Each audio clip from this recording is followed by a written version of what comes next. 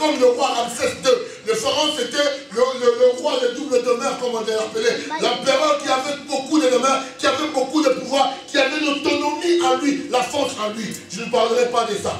Mais cet homme de Dieu, cet homme, quand il a parlé à Pharaon, il a dit à Pharaon l'explication du message qu'il avait eu. Qu'est-ce qui s'est passé, Pharaon? Pharaon, voyez-vous, frère, Pharaon a dit à cet homme, il a dit à l'étranger qui était là, viens maintenant, viens-toi, mets-toi devant moi. Pourquoi? Parce qu'il a expliqué, dévoiler la songe, ou dévoiler la vision, la pensée de Dieu qui était en Dieu lui-même. C'est seulement l'homme qui a l'esprit de Dieu et qui est en contact avec Dieu qui pouvait ouvrir le sceau. Quand Joseph a ouvert le sceau pour Pharaon, en lui expliquant le songe, le message que c'était tel jour de famine, les 7 ans de famine, les 7 ans de comme ça, et que ça va abattre sur le pays. Et Pharaon a dit, cherchons maintenant un parmi nous qui peut gérer ces choses. Et on a pris seulement Joseph lui seul pour qu'il soit, il a porté à Joseph. Il a changé Joseph le nom. Qui est sorti de notre pays, il est venu en changeant le nom. Le message, ça vous paraît un peu difficile ou faible? Facile, merci. Écoutez, cet homme qu'on a changé le nom là, c'était le type de notre Seigneur Jésus-Christ. L'image que le Seigneur Jésus-Christ avait entrant sur le monde. Il est venu, on lui a appelé Safnapanéa. Et Christ au ciel, il s'appelait le Shiloh de Shiloh. Mais sur la terre, on devait lui changer de nom. Si tu partais là-bas, tu cherchais, je cherche Joseph, tu ne connaîtras pas Joseph. Tu ne comprendras pas que c'est lui Joseph. Joseph, personne ne comprenait que c'était lui. On l'appelait Safté, il venait. Safté, il venait. C'est toi, c'est l'image de nous aujourd'hui, l'église que nous sommes ici. Écoutez, frère, et quand Joseph a voulu faire quelque chose, il a compris que maintenant, c'est sa famille qui est venue vers lui. Il a dit à sa famille, vous voulez acheter le pain, prenez le pain, allez-y avec le pain. Ils sont partis. Le lendemain, après avoir le deuxième tour venir, il a dit à eux, après avoir piégé, il a dit à ses frères, venez, j'ai quelque chose à vous dire. Frère, l'homme a fait sortir tout le monde d'abord. Il a fait sortir tout ce qui était avec lui. Pour se faire connaître d'abord qu'il était qui? Pour que Dieu te fasse connaître à toi qu'il est le seul et l'unique vrai Dieu. Il devait t'écarter d'abord de ta famille, des gens de ce monde, les gens qui peuvent te tourmenter. Il a dit, écartez-vous, restez maintenant avec moi. Après, Christ, Joseph a fait connaître à ses frères que c'est moi, Joseph. Cela, frère, ça symbolisait aussi l'image de l'enlèvement de l'Église. L'Église de Jésus-Christ devait être enlevée dans le jour qui vient. Dans les années qu'on entre ici, l'Église de Jésus-Christ devait partir. Nous devons partir. Nous ne sommes pas de ce monde. Le temps où nous vivons, nous sommes le temps de l'enlèvement, où l'Église se prépare à l'enlèvement. Joseph a dit à ses frères, voici, c'est moi, Joseph. Ils ont dit non, ce n'est pas toi. Il a dit, c'est moi que vous avez vendu. Il a appelé Ruben, il a appelé l'autre, il les a dit, c'est moi. Il fallait que personne ne soit au milieu d'eux, qu'il reste tout seul. Cela symbolisait l'image de l'enlèvement de l'Église. L'image où Christ devait enlever son peuple.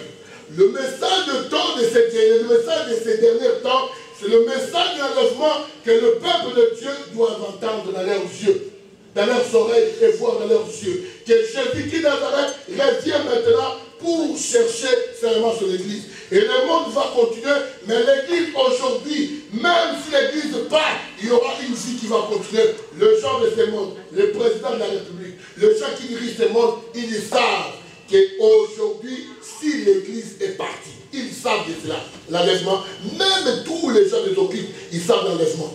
Que nous attendons l'enlèvement. C'est ça, frère, que nous attendons aujourd'hui. On n'attend pas la fin du monde. La fin du monde, c'est pour les païens. Mais nous, les chrétiens, nous attendons l'enlèvement de l'Église. L'enlèvement de l'Église peut se faire dans les jours qui viennent. Dans les jours qui viennent, l'Église peut être enlevée. Et le roi de ce monde, ils savent cela, comme je vous dis, qu'on vit aujourd'hui, on a la force parce que l'Église est encore là. Si l'église s'en va, tous les gens de méchants de ce monde sortiront à l'œil nu. Ils vont sortir comme ça, montrer leur force, s'attraper maintenant à ceux qui vont rester. C'est pour cela que Joseph avait fait sortir d'abord tout le monde. Il a dit sortez, restons et parlons ensemble. Et que je vous montrerai et je vous expliquerai qu'est-ce qui s'est passé. Et Joseph a commencé à relater l'histoire à ses frères en disant que vous m'avez dit. Cela a été, frère, la pensée ou l'esprit de Dieu en lui. Et que Dieu notre Père veut te faire de la même manière. Tu peux avoir une vision. Tu peux avoir une vision. Tu peux avoir un songe en toi. Dieu t'a parlé. Mais garde-le d'abord secret pour toi. Garde-le d'abord secret pour toi. Parce que tu ne sais pas, frère, qui est qui pour toi. Tu ne sais pas qu'est-ce que même ton père, même ta mère propose pour toi, ou il est en train de planifier pour toi.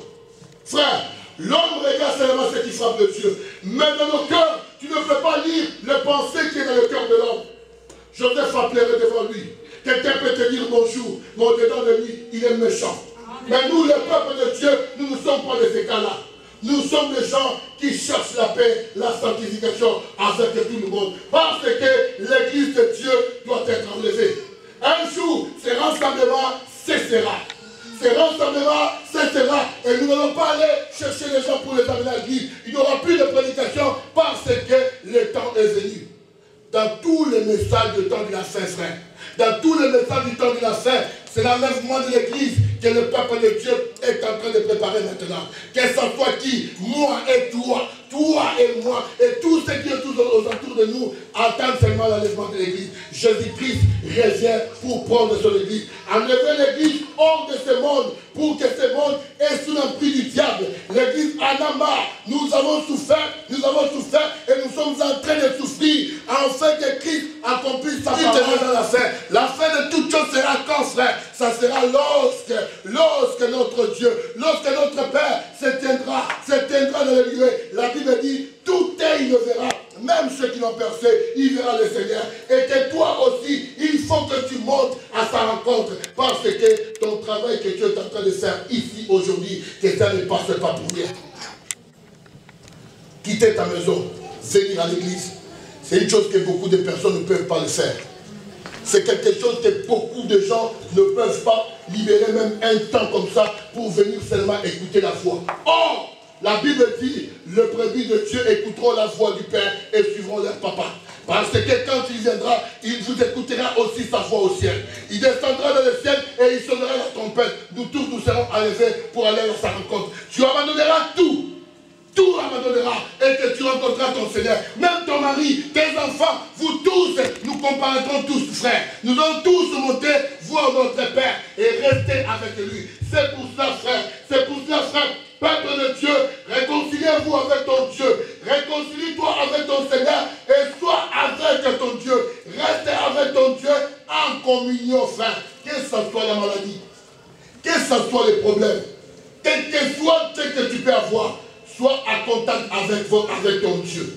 Ne crois pas que tu es plus fort. Ne crois pas que tu es plus belle. Ne crois pas que tu es plus intelligent. Ne crois pas, frère. Ça, c'est la chair. Ça, c'est le Dieu qui voit. Ça, c'est le Dieu qui voit. Quand tu tombes ou tu fermes les yeux comme ça, même celui qui dort à côté de toi ne dormira plus à côté de toi. C'est tes œuvres seules maintenant qui comptera, frère. C'est tes œuvres seules qui vont frapper maintenant la porte du Seigneur. Et que le Seigneur lui-même se rappellera de tout. Il dira, ça c'est ma fille, ça c'est mon fils. Je viens à son intervention. J'ai entendu la souffrance de mon peuple. Je dis comment les oppresseurs sont en train de les oppresser. Je suis descendu moi-même pour les délivrer. Je descendrai moi-même pour prendre ton âme, sauver ton âme. C'est pour ça, frère, nous te disons, restez avec Dieu et avec le Seigneur. Réconcilie-toi avec le roi de rois. Car si tu réconcilies avec ton Seigneur, quels que soient les problèmes, quelle que soit la maladie.